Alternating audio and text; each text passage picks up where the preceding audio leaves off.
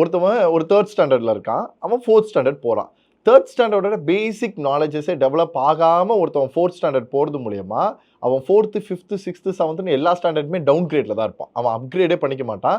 ஏன்னா என்ன இருந்தாலும் என்னைய பாஸ் பண்ணிடுவாங்க, எனக்கு பிரச்சனையே கிடையாதுன்னு அவன் வந்து நிற்கிற மாதிரி இருக்கும். அப்போ நீங்கள் அந்த இடத்துல ஒரு ஒரு ஒரு ஒரு எக்ஸாமினேஷன் வச்சு, ஒரு ஃபில்ட்ரேஷன் வச்சு நீ இதை பண்ணாதான்டா போக முடியும் போது ஒரு வருஷம் அவனுக்கு திருப்பி வேஸ்ட் ஆனால் கூட அவன் இன்னும் அவனை நல்லா தயார்படுத்திக்கிட்டு வரும்போது அவன் 4th, 5th, 6th, 7th அடுத்தடுத்த ஸ்டாண்டர்டில் நல்லா பர்ஃபார்ம் பண்ணுறதுக்கான வாய்ப்புகள் அதிகம். இது நல்லபடியான விஷயத்த நம்ம சொல்லலாம்.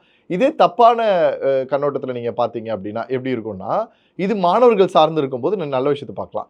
இதே இடத்துல டாமினேஷன் சார்ந்துன்னு ஒன்று இருக்கும். அதாவது மேனேஜ்மெண்ட் சார்ந்து இருக்கக்கூடிய ஒரு விஷயம் இருக்கும். எனக்கு இந்த பையன் பண்ணுற ஆக்டிவிட்டி பிடிக்கல, இந்த பையன் கிளாஸில் சும்மானே இருக்க மாட்டான், ரொம்ப சுட்டியாக இருக்கான், அடம் பிடிக்கிறான், ரொம்ப பேர் கூட ட்ரெட் பண்ணுறான், இப்படிலாம் பண்ணுற பசங்களை நல்லா படித்து சூப்பராக வந்தவங்க நிறைய பேர் இருப்பாங்க இல்லையா?